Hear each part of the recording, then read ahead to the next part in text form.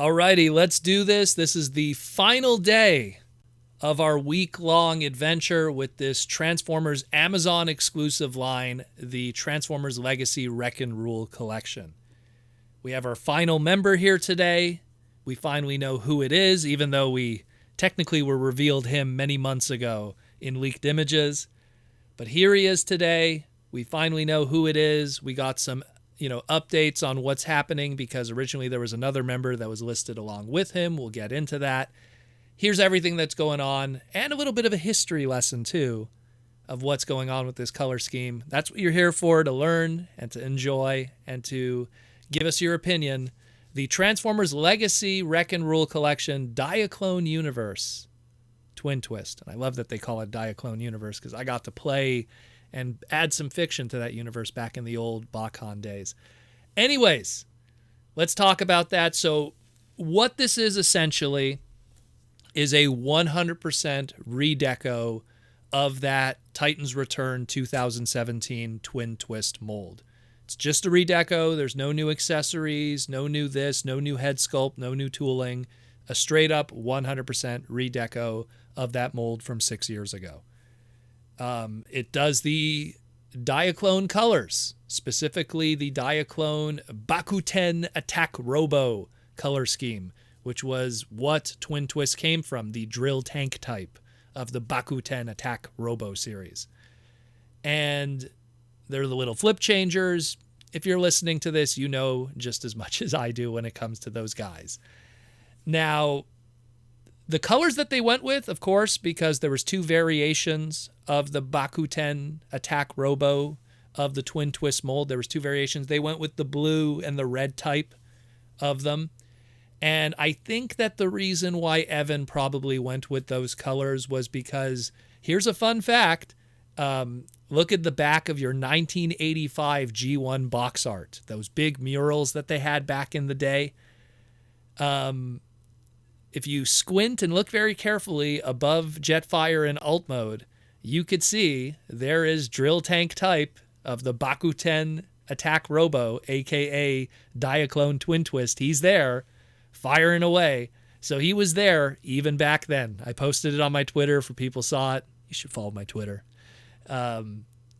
Just to give you guys a little bit of a heads up. Hey, he was there even back in 1985. One of the many mistakes. I mean, on that same thing, you have Road Rage also. So you have the red track. So there was a lot of craziness that happened back in the day with Transformer box art when there wasn't a consistent continuity and color scheme and the rushing of Diaclone and Microman molds to be brought to retail.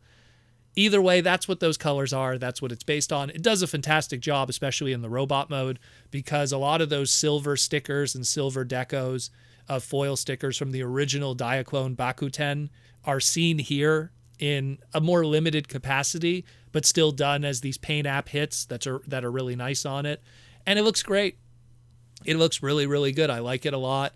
Again, those Diaclone throwbacks, I dig that kind of stuff. I love that universe, that pre-Transformer universe that could be built up with that. And I like that this could be, this is Twin Twist's Wreckers colors. And in a retcon now, that attack above Earth that we're seeing in that mural could be, Twin Twist was coming from Cybertron and he still sported his old Wreckers color scheme. And when he finally came to Earth, he adopted the more white color scheme that we know today.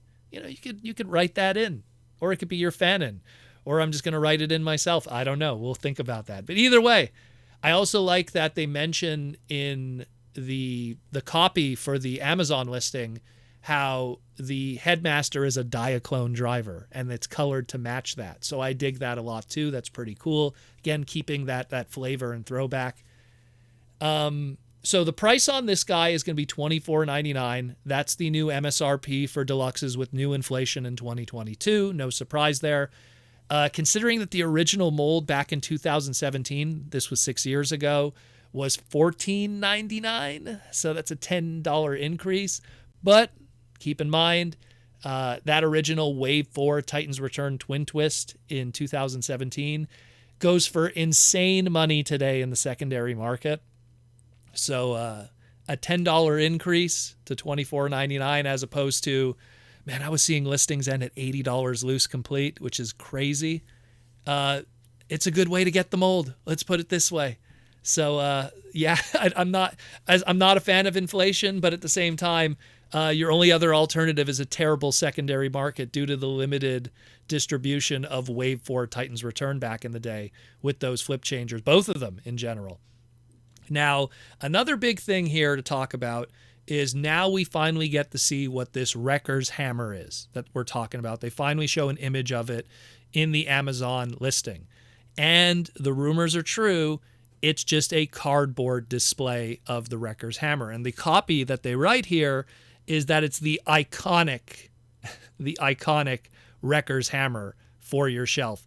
Now, as a historical kind of guy that goes through Transformer history and stuff and obsesses with that kind of lore, there never really was a iconic Wrecker's Hammer. I mean, there's characters in the Wreckers that had hammers. I mean, Rack and Rune, they were always known for their little hammer hand. And I mean, if you really want to like stretch it, it's like, okay, so when we get to Transformers Animated, we have Ultra Magnus. Ultra Magnus has a hammer. It's the Magnus hammer. And it's like, okay, so that character of Ultra Magnus is associated with hammers. And then animated Ultra Magnus, got a repaint that was Roadbuster Ultra Magnus. Roadbuster was a Wreckers member. This is Roadbuster Ultra Magnus with a hammer. Slight Wreckers connection there. And then when you look at the IDW continuity, at one point, Ultra Magnus had a hammer, just to throw back to the animated stuff. When we look at the Transformers Prime cartoon, we're introduced to the Forge of Solus, which was Solus Prime's hammer, which is not the Wrecker's Hammer. It's a completely separate thing. It was used to make the great weapons and everything like that, not related to the Wreckers at all.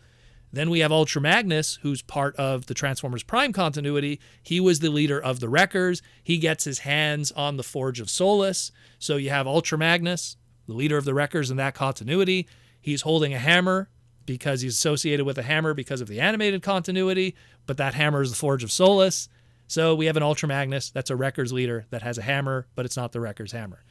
And that's it. That's literally it. Yeah, I'm sure there's a bunch of other Transformer characters that have had hammers as accessories or something, but that's literally it.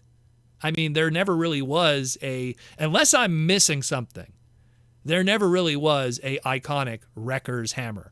And this is something that it looks like it's just part of the display, because when you now put all the boxes together, we now have this giant statue of, again, I'm assuming it's Emerald Zaron. I mean, that's what I think it is. That's what it looks like. And he's holding a hammer. And Emerald Zaron never really had some kind of iconic hammer that he was holding. He was kind of a pacifist, kind of political character.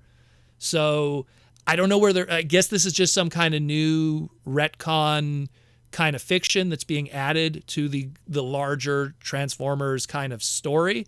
But it's never really been a thing. It's always just been kind of bits and pieces that I kind of just tabulated together here.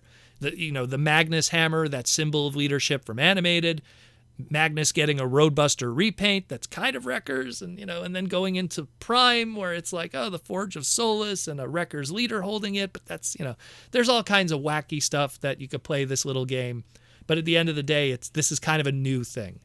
So I just want to just kind of bring that across. But aside from that, at the end of the day, still a pretty cool repaint. I dig it a lot. It's our cheapest one of the bunch at $24.99.